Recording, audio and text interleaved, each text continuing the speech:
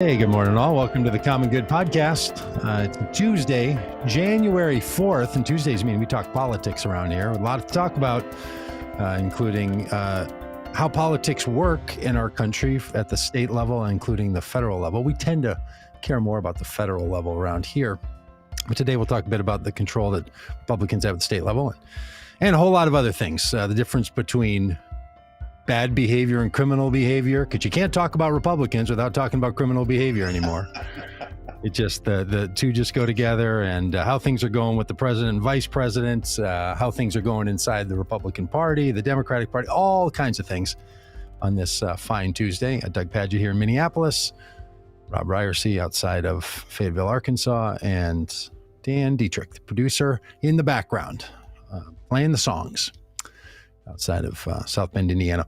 Hey, and January 4th, big birthday week around the Pagitt household. My daughter's birthday today, son's birthday yesterday. Since they were little kids, I've been taking them to the same restaurant on their birthday. The only day they get to eat out in our family is on their birthday, and back-to-back days over there. So today was yet another day at the original Pancake House. Well, on 70th. Well, Doug, I might need to make a trip to Minneapolis because you know whose birthday is on Saturday. Dan's? No. Well, I mean, it might be, but. Oh, your birthday. My birthday. On Saturday. Right. Yeah. Well, come on over and we'll take you out. Yeah, I spent. I don't know if you remember this, but I spent a birthday in a abandoned school building in Des Moines, Iowa. Yes, just a year ago, 2 years ago. Eating pizza with, that was a nice night. And presidential candidate Mark Charles, and Yeah, I did forget it was your birthday, but happy birthday 2 years ago, and lots changed since then. I was reflecting on that today, actually, just thinking back to when we did that forum, presidential forum in Iowa in January of 2020. And man, how the world has changed. One virus has gone out of the White House and another virus is working through the population. A lot of things have changed in these 2 years that we've been after all this. Hey, let us know where you're coming from. If you're watching on the stream, we love to say hello. And when your birthday is. Yeah, well, we'd love to wish you. We'll mark that down, put it in our calendars, and wish you a happy birthday. Or if you come to Minneapolis, I'll take you out to breakfast. How about that? That'd be a nice thing. That gets to be too much. I already complaining that it's taking two kids back to back, who are, by the way, are adults. Like these are 30 and 32-year-old adult people that we're going out. So it doesn't feel like a little kid birthday breakfast. Hey, Robb, lots happening here. I feel like the engine is starting now. Like it's. Here in Minnesota, we like to preheat our cars now with remote starts. It's sort of the equivalent to the 1970s. Go plug your car in overnight so the block heater doesn't allow your engine to freeze. You probably experienced some of that stuff growing up in the Midwest. So I'll often start my car ahead of time to get the car a little bit warmed up, and it makes that unusual sound, when it's 0 degrees and starting to rumble. That's what it feels like in the political front here, that the car has been sitting quietly and now it's time to fire it up and start warming up, and we're entering into the political season, and a lot in front of us. So we're going to give a little commentary on what's going on in the circumstances that we find ourselves in here today. But hey, I do want to note that I have a new setup in my office. I did a podcast yesterday in a live stream, a little special on the Beatles documentary Get Back. So great. Didn't mention my little setup, but I have a new little setup, and we played a little game of Where's Waldo here before we came on, about if people could notice the changes. If you just listen on audio, maybe you hear an audio difference because I switched microphones from a Rode to a Shure SM7B, which in the audiophile, podcasty, home studio world is a major shift. It's a shift in brand. It's a shift in tone. Literally, it's a shift in look. Android to iPhone, right? Yes. Nike to Reebok, Coke to Pepsi. Yes, Republican to Democrat. I don't know. You pick your comparison. It's a shift. So I'm getting used to it in my years and playing with lots of little things. So every January, some people make personal resolutions. I make audio and video resolutions and make changes in January. And I've sort of committed myself to only make changes around January. Mm.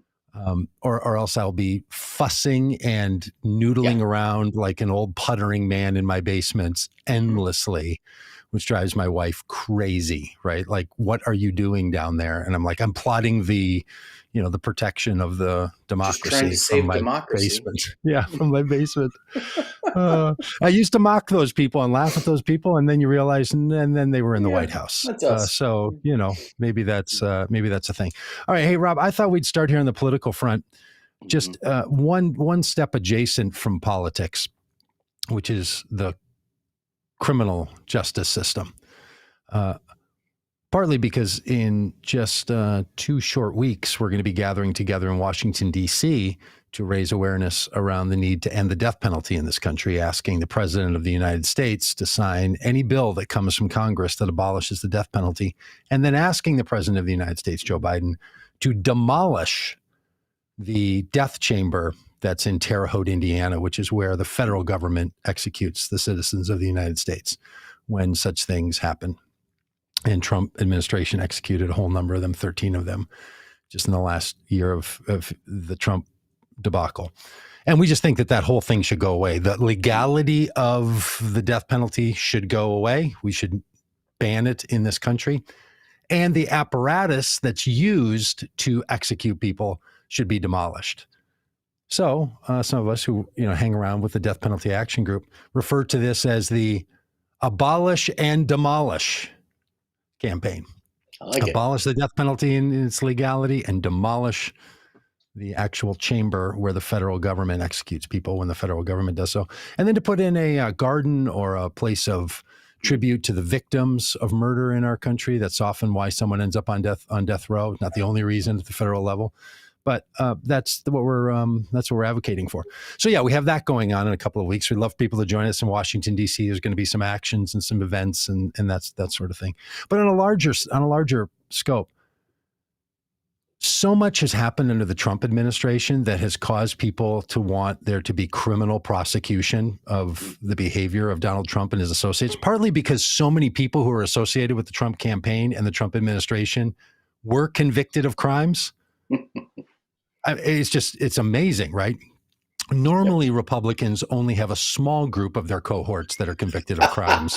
The Ollie Norths, the Scooter Libbies, these guys. But Trump, as he's wont to do, just really extended that and had lots of people be prosecuted. And because Trump himself was, declared, I think they were referring to him when they were saying individual number one in the indictment with Michael Cohen, had a lot of us in because of Russia and because this news outlets that I watch, especially MSNBC, loves bringing on federal prosecutors who talk about things from a federal prosecution standpoint. There's a lot of conversation about the criminality and therefore the punishment of the president or his cohorts. But truth be told, most bad behavior, most treasonous behavior, most immoral behavior is not criminal, especially for politicians. And I don't like that. Who does? Of course not. But Don Winslow, not Dan Wilson, who I also know used to be a catcher for the baseball team in Seattle. But Don Winslow put up this great tweet here the other day. He said, I wish more people understood the difference between a civil case and a criminal case. Okay, fair enough. But I really like this one. The difference between horrible behavior and criminal behavior. Mm-hmm. I think that's a big one. And then the difference between direct evidence and hearsay, subpoena and indictment and conviction. I think that for the most part in our political system, we need to hold people accountable for horrible and immoral and wrong behavior, and not only let the criminal justice system, which is a very big and blunt apparatus to do this work. So many things that Trump did, so many things that the insurrectionists did, so many things that Roger Stone has done, all the things that Don Jr. has done may not be technically criminal behavior. They may be. But so many things they've done are not criminal behavior, but they should disqualify you from being someone who's paid attention to in our civic life. Yeah. Doug, how do you, thinking about that, I immediately brings to mind, the idea of cancel culture. And there's been this big backlash in the past year about cancel culture. That it's actually become a pretty big Republican talking point now, that anytime someone's held accountable for something that they did or something that they said, anytime someone experiences consequences, they cry cancel culture. And I think that there is, I don't know, I even hate the fact that I'm now talking about cancel culture because I'm just so sick of it. But it's become such a thing for us that there is, on the one hand, there is kind of the Twitter mob mentality where we're going to dox someone, we're going to out someone, we're going to make somebody's life miserable because we don't like what they did in some way. And then there's also kind of the consequences that happen either, at their job, or, some kind of repercussions, or, Marjorie Taylor Greene getting suspended from Twitter, and there's this cry about cancel culture. So I'm curious how you navigate that idea of like holding people accountable for their horrible behavior without falling into that kind of that digital vigilantism that all of us kind of just feel look, I think it's the thing we should be negotiating, navigating, right? This is something we should be talking about as a society, and to recognize that different arenas of our public and personal lives have different expectations. Right. There's a set of rules that take place in some arenas of our lives. You could sort of imagine a sporting event where a coach is, well, I don't care for this, encouraged to yell at players. But you don't get to do that if you're the playground superintendent at Concord Elementary School up the street, right? Adults can't yell at children, even though coaches can yell at players. There are different expectations that are placed. And if you violate certain expectations in certain environments, it doesn't mean you should be removed as a person. I'm with you. And I heard someone say the other day about another entertainer. She's a musician. She's speaking of another entertainer who used some very negative language. She said, basically she was calling for this person to be not paid attention to any longer. And she said, how long are we going to allow a monster like this to function in the world? It seemed to me that, what she was referring to, maybe we hold the category of this person is a monster for things that are truly monstrous. So I do think we should be careful to not, take small trivial actions and to blow them up into you're having to walk on, shards of glass by being careful. And that's what a lot of people are afraid of. And then there are things that are just over the top, right? That I don't know, encouraging an insurrection.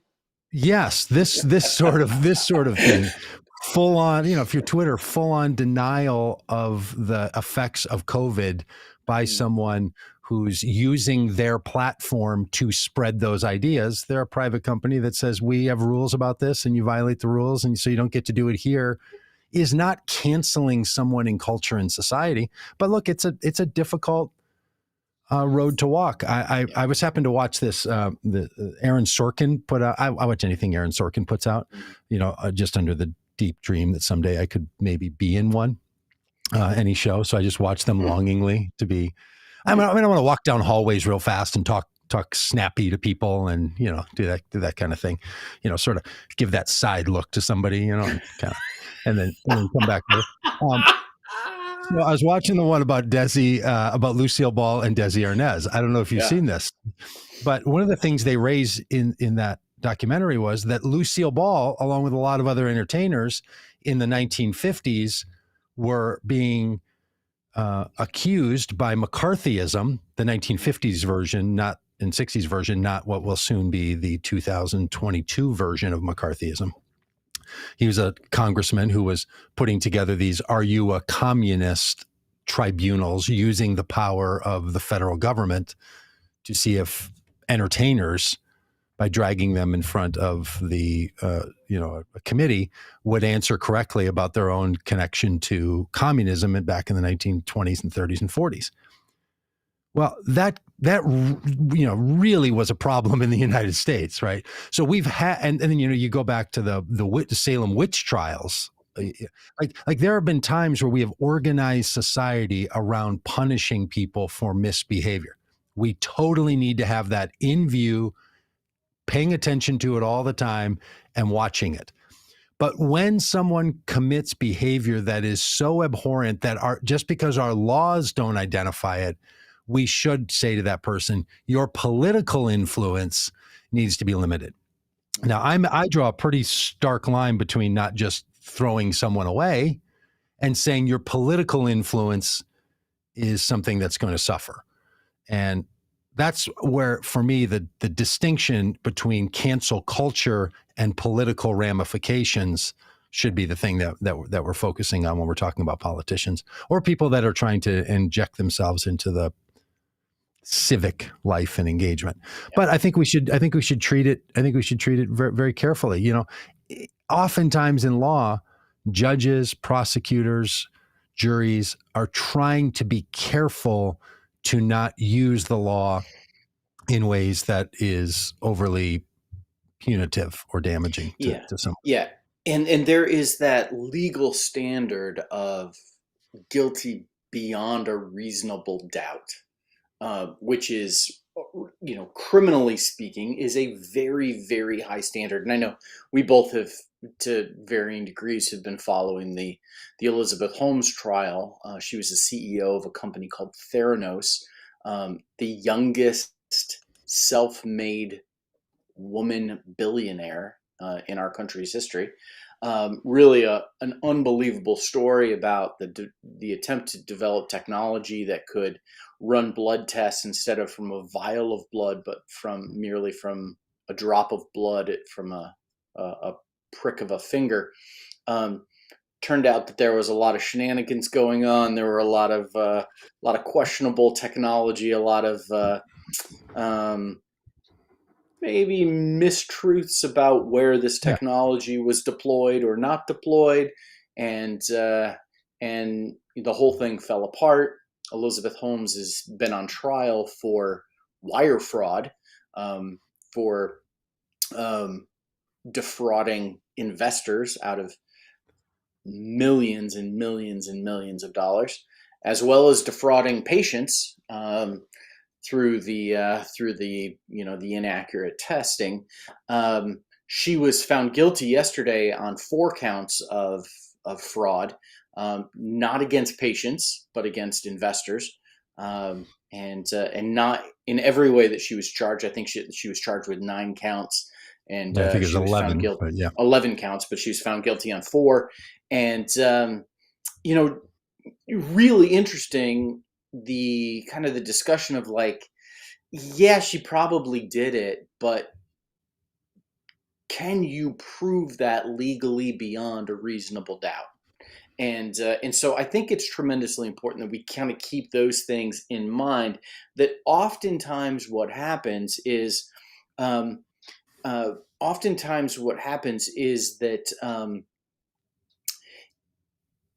somebody has done this stuff, and either there is no law that applies, which I think we talked about a bit last week, and the deficiency is in the laws that we have.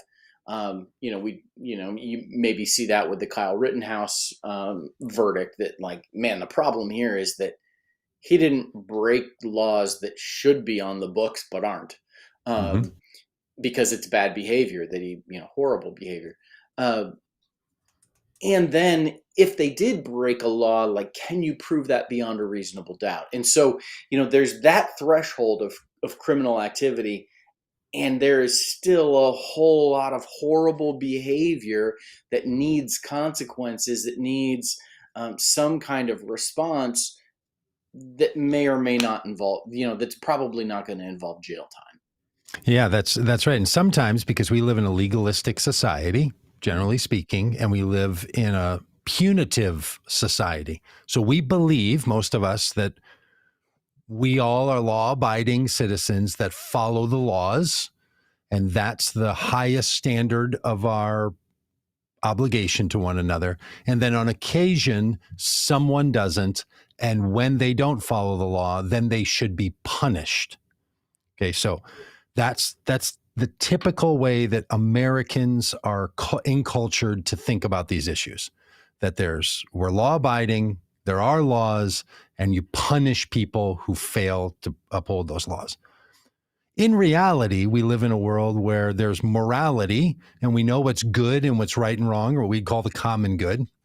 And rather than assuming that everybody is always good and moral, we all recognize, that's a little squishy, and we're not really sure how that goes. And when someone violates our sense of goodness, rightness, and morality, we don't often call for authorities to come in. Society finds a way to respond to that. So we ask children not to lie. We ask adults not to cheat. We ask people to live up to their word, all of this kind of thing. Then when they don't, we then have to respond to that. And a lot of people have a redemption narrative and a repentance narrative in a way that someone comes back from that, and some people don't. But that's really different in having a morality that we know that not everybody lives up to, and we have a way of returning someone to behavior that feels like it's part of the common good. Those two worlds are competing with each other all the time, the law and order world and the redemption world of morality. We need to also say to our politicians, hey, if you just act so badly, the standard can't just be, was it criminal? And on the political talk shows, now they're having all the people from the 9/11 or from the January 6th commission on, and their question is over and over, well, did they break a law? Is there going to be a charge? Is someone going to be, prosecuted? Where are we on the prosecution side of this? Well, those are really different questions, right? Mm-hmm. Rather than, do you think this was right and wrong? And do you think we should be talking about that? Now, I think there's reasons why people don't want to talk about right and wrong, because a law-abiding society that has punitive responses to breaking laws is somehow easier than negotiating out morality, right? Yeah. Like you and I and lots of people around this world work in the sector of our society that talks about human flourishing and goodness and care, and religion and nonprofits and social groups tend to take care of that kind of stuff. It's really hard. It's really hard to find, your pathway forward on that. So our politics in 2022, I think, are going to need to be more about what's good and not good, what's right and wrong, and not what's legal or illegal. And I'll tell you, that is something that for a lot of progressive people, they don't like talking about rights and wrongs. I mean, I've spent a lot of time in these worlds, and that kind of, moral do-goodery doesn't always go over well, partly because we haven't developed the muscles or the criteria for how you think about how we live as a society. And I'm not saying we should be more moral. I'm saying we do respond to people through a moral code. It's just happening all the time. So we should probably get better at that. We need to be more moral. That's not what I'm... yes, of course we should. But that's not the argument that I'm making here. In our politics need to be taken in a wider sense of social engagement rather than just legal or criminal behavior. Yeah. Like criminal behavior is it's the blunt instrument at the lowest possible level. So here's an example of legal but horrible behavior. And we see it in our state capitals all over the country, where we've got Republican leadership all across the country in state capitals. The majority of state capitals in the U.S. are run by Republicans.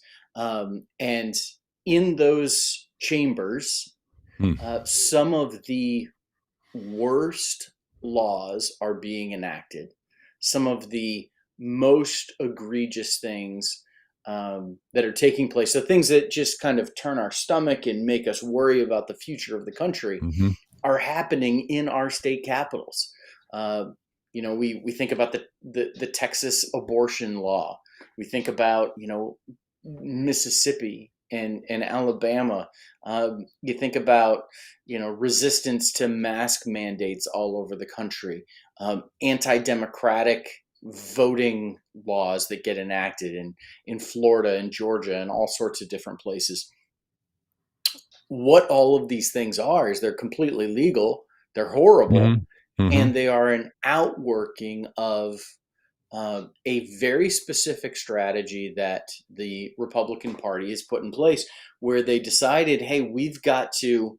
It essentially was kind of a two-pronged strategy. One is we've got to take the Supreme Court, and two, we've got to take state houses, and that's where Yeah. their focus has been, and what has resulted from that are some of the most oppressive laws that get enacted. Now, there's a really interesting opinion piece in the Washington Post today about how the Republican Party's control of states' legislatures, even in Democratic-leaning states like Pennsylvania, Michigan, Virginia, is just having really disastrous effects on voting rights, democracy, mask mandates, reproductive justice, racial justice. All of these things are happening on the state level, and Democrats really need to pay attention to this, lest something like our worst fears come about. Yeah. One of the things that we talked about was that the purpose. We talked about the Green Bay sweep on our bonus episode of the Common Good podcast. For those of you that listened in, I don't even, was that last week? The other night? I think it was last Thursday, maybe. Yeah. Yeah, that's right. It was a Thursday night. Thursday or Friday. So in that, we talked about the Green Bay sweep, which was this plan that was devised by Steve Bannon and what's his name? Navarro.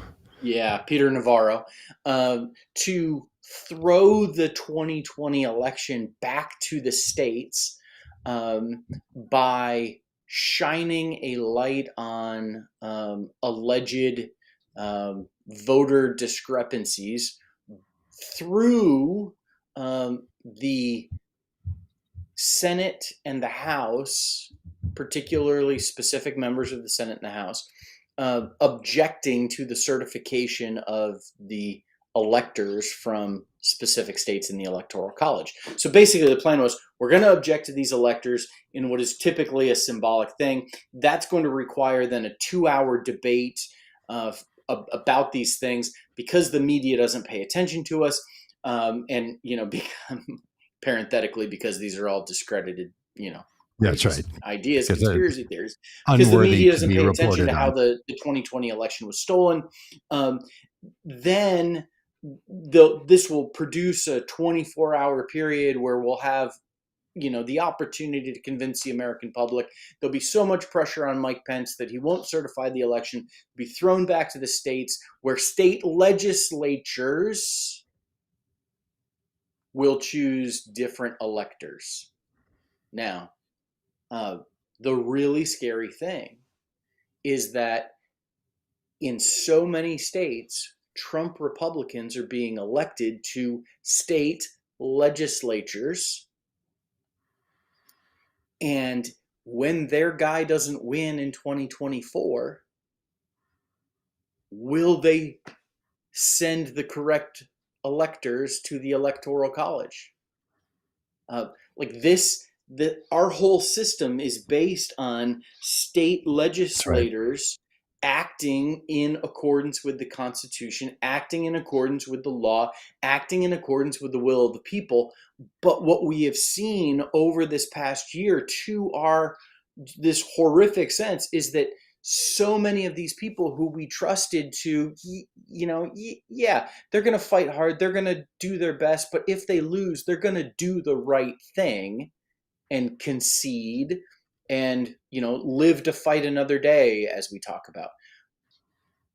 What we've seen, though, is that these Republicans are not willing to do that. They're willing to throw all of that out for the sake of their own power. And if they Yeah. have control to do that in these state legislatures, I worry that we're on the way to really significant constitutional crises. Yeah, I hear you, and I'm just going to be Pollyanna, or Pollyanny, her little sister, about this for a minute, because I think the level of buy-in to we don't care what the people of our state said in an election, we're going to make the decision as a legislature. The number of people who would have to have that just shirk your responsibility, don't care what you've said you were here to do. The number of people who would have to go along with that, I just don't think exists. I mean, I know that there's going to be an election of a Trump supporter here and there and all the rest of this. But I think it's going to end up more like Georgia and more like, Pennsylvania and more like Michigan was in 2020 than it is that the goofballs that listen to Steve Bannon's podcast and are really willing to just burn it all down because there's nothing as important as having a Republican president. Like that, the people who believe that to give up everything else, even if the Republican president is not Donald Trump, just the idea that having a Republican president is the only thing that matters. I just think that universe of people is rather small. Now, do I think there's a lot of real stand-up they're rather folks small, in but they're there getting elected to state legislatures.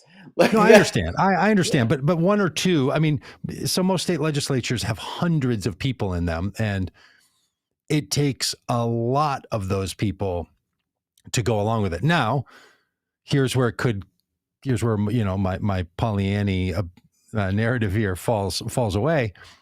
People tend to think someone else is going to fix the problem. When you talk to the Yes. Republican Congress people who supported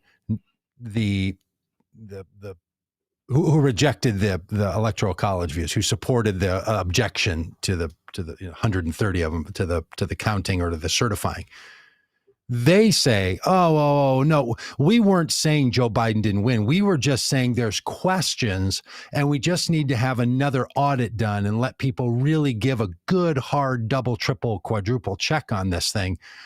The states will do the right thing. Like, we weren't saying if Trump lost and Biden won, we're not saying make Trump president. We're just saying there were a lot of questions still out there. Let's double check. So they abdicated their responsibility, believing that the state legislatures would be doing the right thing.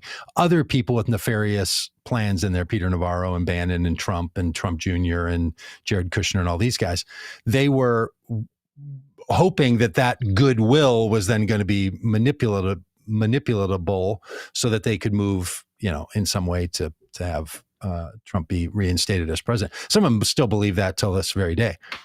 So yes, it could be that so many people are like, well, someone's going to fix this. Someone's going to get this right. And then in the end, no one's there, right? There's, everyone I thought you had your hand on the safety rope, and no one had their hand on the safety rope. That's entirely possible. I will say that is radically different, though, than what some people are arguing. And I choose to not believe this to be true, that, oh no, there are people by the mass who identify as Republican and their state leaders who are just willing, in states where their population voted for a Democrat to be president, they are going to overturn that because they didn't like the outcome. That move, I don't know, that feels as, and it's not just up to, that's going to be challenged. Like, I don't know. I guess I believe that the safeguards and the general morality, and I want to call people up to that general morality and not just sort of let this kind of happen under the skirt, to go on. Because again, we're only talking about states where the people of the state would vote for a president of a party different than the majority of the state representatives' party affiliation in that state. It's the only place it matters, right? It doesn't matter in places in where Arkansas. where it's where the Yeah. it's the population votes along with the legislators' Yeah. So chosen party. So I think that's our built-in. Now, I will just simply say you're right, exactly, that the morality here, this isn't about criminality or not. Someone could make a legal argument, which is why as religious people, I've been, maybe you've been saying the same thing. I've been trying to say to religious people, stop being legalistic. Legalism in any religion, any politics, any human endeavor is a bad thing. Yeah. Right. Have another calling rather than the legalism. As I played sports growing up, and there were people who cheated at sports all the time in ways that weren't really a violation of the rule. It was just bad sportsmanship, Mm-hmm. and it's just being a cheap hack about the whole thing. What we need to do is call people to be better. Yes. Or to be best. What was that? Was that Melania's thing? Was it be best? What was her thing? Be best? Be best. I never understood that. Was that be best? Like be your best? Was that what that was about? It's a little bit like Build Back Better. Oh, ACT, which we do need to get to. But yeah, yes. So anyway, I think this is instead of, and I guess I'm suggesting an alternative, instead of saying the reason we want to elect Democrats is because if we elect Republicans, they're going to do the worst possible thing. We should say we should elect Democrats because Republicans don't know how to control themselves as of yet, and we shouldn't be putting ourselves through these circumstances until they find some sort of moral pathway that they're going to follow. You can't pass enough legislative protections or law restrictions for people to do the right thing. Yeah. Right. In other words, this gets sound so 1980s. You can't legislate this kind of morality, but you can culturally call for it. Yes. Right. And this is what politicians, and we talk to them all the time, say to people like us. They're like, hey, get people to care about this stuff. And then it makes it possible for us to put laws or statutes or restrictions or limitations in place. But people have to go along with it first. And I think that's where we find ourselves. So I'm less dire about 2022, but I still think Republicans should not be. Republicans should not be allowed to drive the car. So there's two pathways forward in terms of, maybe more than two, but there's at least two pathways forward in terms of hope that that these types of Republicans will not enact these things which are our worst fears, so that we can all live in your Pollyanny, and Pollyannyville dream. One is that we continue to elect, good moral Democrats, as we've talked about, and frankly, some good moral Republicans too. The other path, one of the other paths, is that Republican Party could just implode on itself. I grew up in really strict fundamentalism, I always, tell people, like, I grew up in a Baptist denomination up north where we weren't allowed to have anything to do with Southern Baptists because they were too liberal. So, like, just to kind of, put on the spectrum where we were, like, it was really strict fundamentalism. And one of the things that, if you look at church history in America, in the development of fundamentalism in the early 1900s, and then what happened with it, fundamentalism ultimately and necessarily begins to turn on itself. It begins to eat itself. There is this thing where you separate from the world, and you separate from liberals, and you separate from compromisers, and you separate from these, and eventually you continue to separate until you are left alone. And you are alone by yourself, because no one is good enough, pure enough, moral enough to be with you. And so, like, there is this fracturing that is built into the system. I think we're seeing a bit of that on the Republican side of things. Mm-hmm. I think there is a fracturing that is built into the system of Trumpism. And, just the latest example of many of kind of these types of Republicans turning on themselves is, the latest skirmish between Dan Crenshaw and Marjorie Taylor Greene. A couple of Congress people, Dan Crenshaw from Texas, Marjorie Taylor Greene from Georgia. And Dan Crenshaw really had some things to say about Marjorie Taylor Greene. So here's what's happened.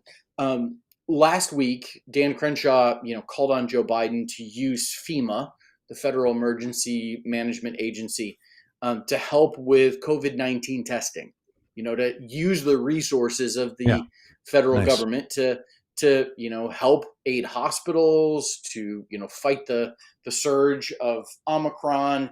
And Marjorie Taylor Greene replied that Dan Crenshaw needs to stop calling him a conservative.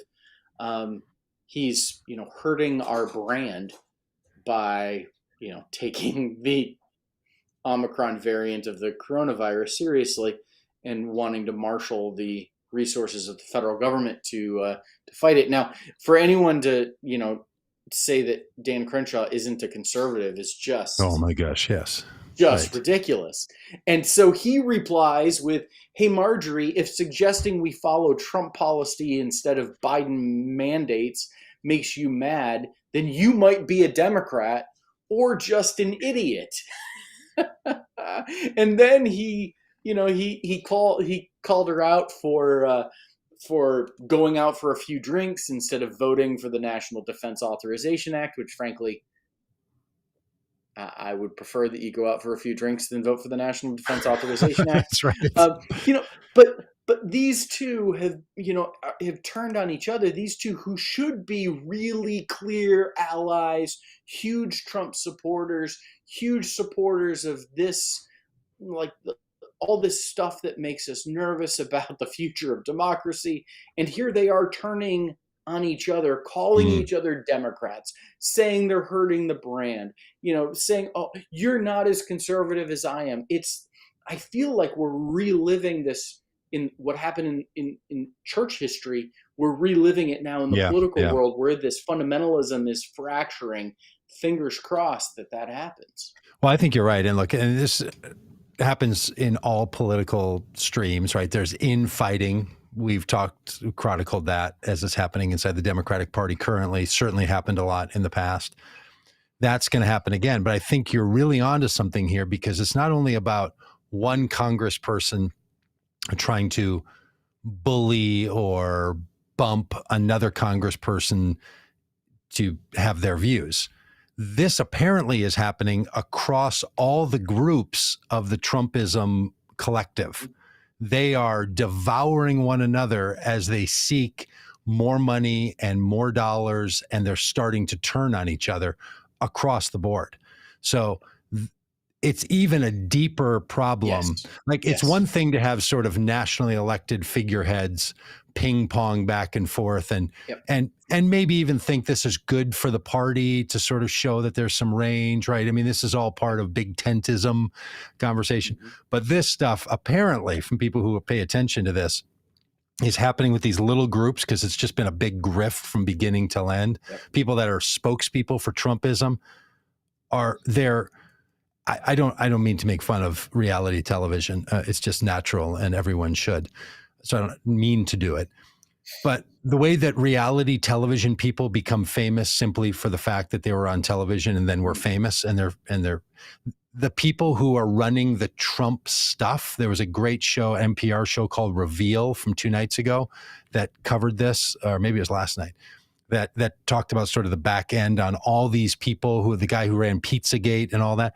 They're all just people who became famous because Trump retweeted them, and then they got caught up in the vortex, and now they're running conferences.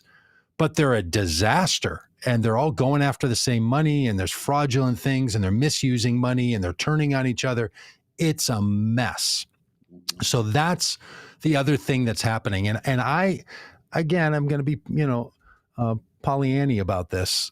I think that the seeds of the house that Trump and Trumpism is building is built on sinking sand, and it is not going to last. It didn't last. He's a single term, failed, twice impeached president who led an insurrection in his final days. It's about as bad as you get. No matter what you think about his political and policy achievements, Yes. the rest of that is just a disaster. So it's built on shifting sands. It's going to collapse. It is collapsing. Rather than fearing it through and I'm not saying we shouldn't pass we shouldn't pass voting rights reforms. Of course we should. Of course the federal government should have a say in the laws that are passed by states that influence federal elections. Of course they should. We shouldn't allow states to use a simple majority to change voting rights in your state and not allow the Senate to use a simple majority to prevent those, right? If simple majorities are enough, the Senate needs to stop acting as if the group of 100 people are, living in another universe and doing. So yes, changes need to happen. Of course. Yes. 100 times over. But fundamentally, you can have all the civil rights requirements that you need in voting. Ultimately, people have to act in good ways. And you get there by calling people not an idiot, but calling them to be more moral. Right? Like, this is the thing. I know it's hard for progressives and it's hard for Democrats, but people are starting to do it, to just say there's just a plain right and wrong here. And don't be on the side of wrong. Now, do we have to have, as you say, a system that doesn't just penalize people for mistakes, which a legalism system will do? It will declare someone a felon. You broke the law, you're a felon, therefore you're bad. As opposed to, you violated a norm, you broke a law, here's how you get back into society. I've got a bunch of friends that run companies that hire convicts. That's what they do. If you haven't been convicted of a crime, you don't get to work for this construction company. That's what they do, because they know how to work with them. They know how to make them transition into another part of life. They've developed an entire culture of it. This goes on all over the place. A religious leader in the Republican side named Chuck Colson was big at that, because back during the Nixon years, when Republicans were criminals, he came out of prison and started a thing called prison fellowship to work with prisoners when they get out of prison and while they're in prison. So there's a way to have people be failure of a moral calling and to still bring them back into the fold and into the flow. Doug, can we just completely shift gears for a minute? I would love to. I saw a headline, and frankly, the news story didn't have many more details. I saw a headline today that just took my breath away. In the month of November, 4.5 million Americans quit their jobs. I don't understand it. Yeah. This is, we're in the midst of this thing that's been called the Great Resignation. And we're seeing, labor strife. We're seeing labor unrest all over the country. We're seeing people say, listen, this is not worth it. It's not worth it for me to be treated this way. It's not worth it for me to be paid this little. And so we have seen just a record number of people leaving their jobs. And I don't have a hot take on this. It just was like, wow. I mean, it was stunning. And the very little detail that was given is that workers particularly quit jobs in, can you guess the two industries? Service industry, like being servers, and in the other one would be in religious work, pastors. Well, no, as a pastor who quit in November, that hits home. Hospitality, so yes, service industry, and healthcare. Healthcare. And frankly, given should have guessed that. Should totally. Where we've been as a country, that those don't come as a big surprise. I don't know. This just was a news report like that. This feels worth noting and worth watching. Something's happening that could have long-term impact on our society here in terms of jobs. Not just, and what we're seeing is not layoffs. It's not downsizing from the company perspective, from the Yeah, corporate it's perspective. workers. It's workers saying, "Nah, I'm not going to do this anymore." Interesting. I Yeah, wonder how many of the, and obviously you're saying you don't know the details of, what they're looking at here on these numbers. Were these people who quit a job and then got another one, or did they leave the workforce? Did they say, I'm not working any longer? Or is this like, well, there's turbulence inside the system that people are, changing jobs? yeah. I'm Um, scanning the article real quick. It does not indicate that people are changing jobs. This certainly feels like much more like people are leaving the workforce, hmm. including layoffs and discharges. The total number of separations, the number of total separations was 6.3 million. That's a Um, that's a great phrase. The total number of separations. It's like in England when they fire yes, someone, they call it you were redundant. Like yes, we didn't need you anymore. We have two of yeah, you. Like I'm giving away these old Mevo cameras. Like I don't need those dirty things anymore. You're just redundant. yeah, The great separation. Let's not call it you leaving your job. Let's not say you're being fired. Let's just say you're that you're separating. We're just going to yeah, separate our roles from our life and your life. And well, look, yeah,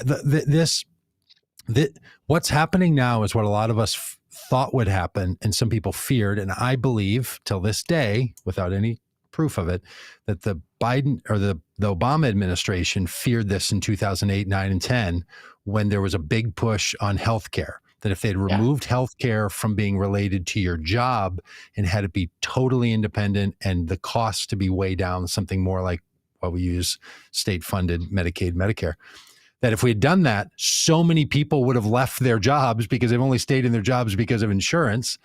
And that would have increased because the deregulation and the way the Bush administration handled the economy in its final 2 years crashed the economy. So they couldn't go as far as should have gone because people would have left their jobs and it would have continued to crater the economy in 2008, 9, and 10. I think some of that's just literally been built up for a long time mm, and people have been waiting for the reason and the excuse. And maybe it's all the money that's come in that people were taking in. Maybe it's the child tax credit. Like I'd be very interested to know how many of these yeah, people are now like, I was working for that extra $150 or $250 a month. I think I can make this work and I can make some readjustments in my life and start a part-time job. And I know some people, I read a tweet of a famous politician today that said people shouldn't, no one should have to work more than one job. Um, I've always worked more than one job. I don't know yeah. why Me someone too. wants to take my job away from me. I don't understand this logic for the life of me. I don't think that's the point they're making, but a lot of people are trying to put together a couple of things, right? They Mhm. want to work on this thing as their primary and something else on the side. Whether that's good for society or not, I don't know. But I think there's a larger reshuffling going on here that Yeah, you're right about, and it's going to have cultural and therefore political expectations. Like all these state legislators that we've been worrying about, in almost all the cases, they have more than one job. yep. One is to be a state legislator as a part-time job, and then the other is whatever other job they have, whether it's a farmer, a school teacher, or a nurse, or a business Lawyer. owner, or a lawyer. They're working more than one job. People do that. people start a little side gig. They do a little thing. That we're really in a place where a single occupation is not the only thing that an increasing number of people Yeah, are doing. And look, we should do a whole economics conversation about this. Maybe we'll do it on this Friday about what are the implications of that. If you stop thinking about people in one industry yeah. versus people, doing a few things, and I don't just mean people running an Etsy shop.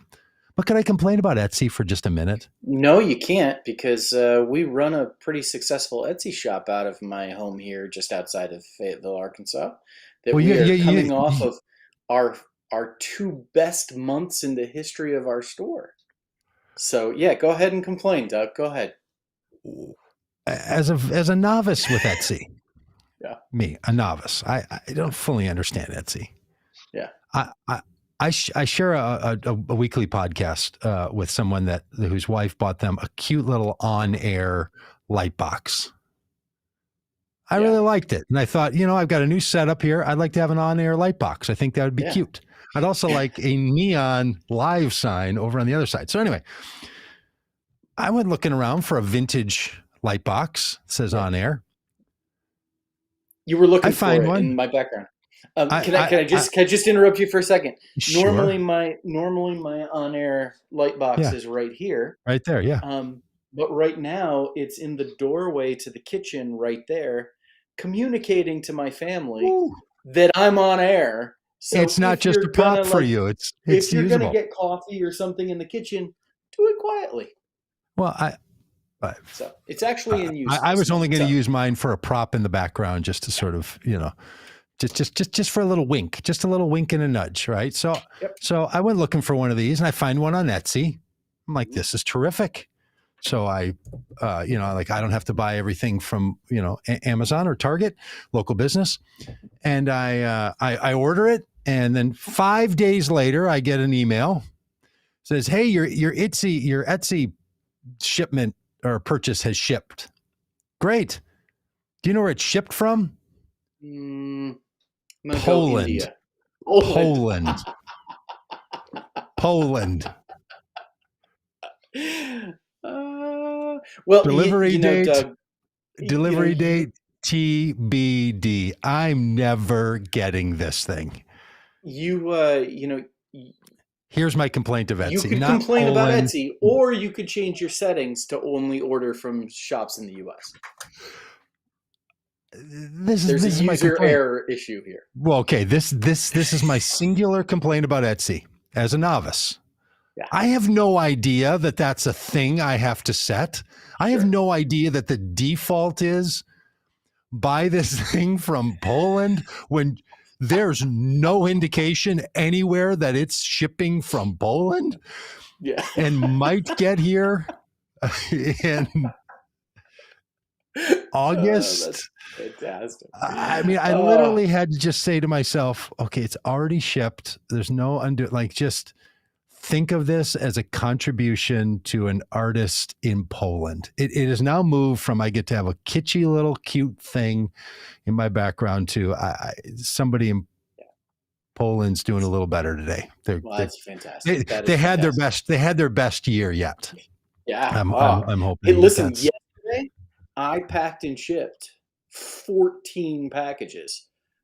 Which my wife sells vintage stuff on Etsy, so it is a chore, quite frankly, to pack and ship. Hey friend, pop an on-air light box on Etsy and get the could be delivered by Saturday. You can ship another 12 today.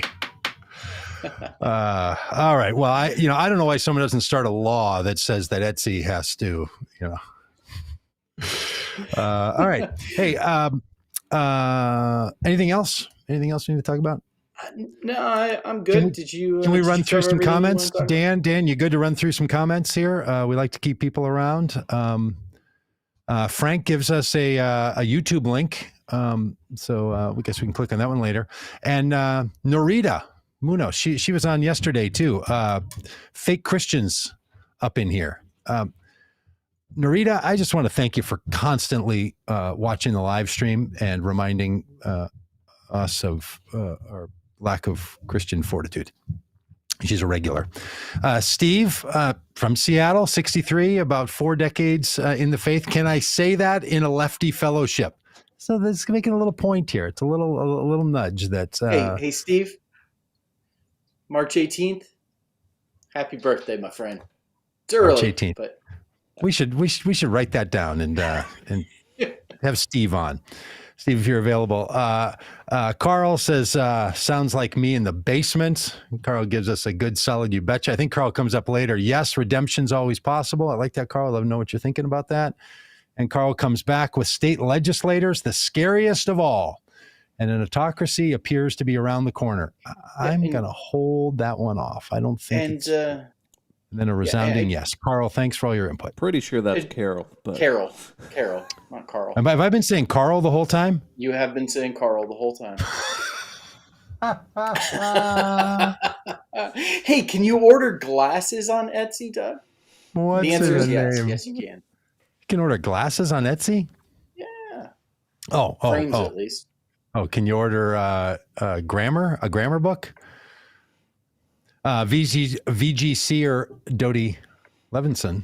Loving this exchange. 2 exclamation points. That means a lot from you, Dodie. I know you're not just throwing those exclamation points around. That's good. Rod, am I saying that right? Keep fighting the fights, my friend. 2 fist bumps. He's not messing around either. I mean, when you double up on a exclamation point or a fist bump, it's a real thing. Irma, you reap what you sow. I think she's talking about what we were talking about, not so much reminding us of this truth. If you alienate people, people won't want to have anything to do with you. Doesn't mean redemption isn't possible. Yeah, that's true. Because it's not only in the Christian tradition, it tends to have an anti-redemption thing. There's a lot of people who just believe in a cold-hearted, cruel, transactional karma. Mm-hmm. I also need to, realize maybe not everything's predetermined by the choice that you made and all the rest of it. Dodie wants to know where, probably talking about where are these Republicans that are going to do the right thing, I'm guessing. Forest Nation, how the hell do I leave this group? 3 question marks and 2 exclamation points. I got to tell you, Forrest, I think you feel like I felt when I was inside of Etsy. I didn't know how to get out of it. I think if you stop clicking on the live stream, though, that's probably the start. But please don't. Stick around. And maybe, if it's not your real name, throw a real name in there. Jim, Mrs. Holmes, perfect example of the shallowness of American business. She was believed, in my opinion. She's an attractive woman, just like the quote, news on TV has attractive people delivering stories. Look, there's a whole package deal to Elizabeth Holmes for sure. And, she created a character that she played into. Oh. And everybody, this is the hard part for me about and this is the person we're going to come down. I'm not saying she didn't defraud people, but really, do you think Kissinger and Clinton and all the people that got behind her, you think they did their due diligence on this project? I don't know. I think if your big thing is, hey, we got defrauded out of our money, you should have been a little better with this whole thing seemed like cockamamie from the beginning, and such a fascinating story. Yeah. We could do a whole thing. We do podcasts now about documentaries. We could do a podcast about a documentary, a docucast. Roma makes the point about things being legal but not being moral. Slavery is one of those. And Jim says, I agree with both sides of the political party agenda over what's moral. It's true.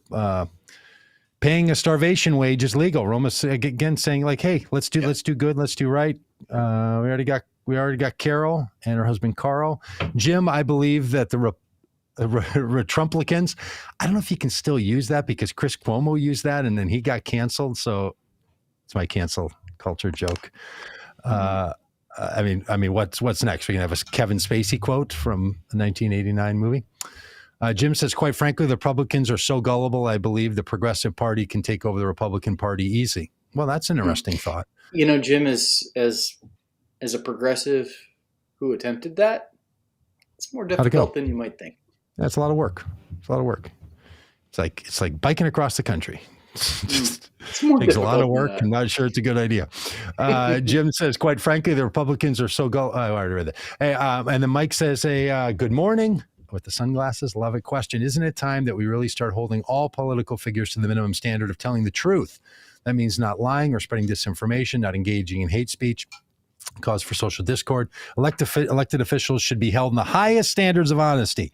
And if they cross that line, they should lose their positions immediately.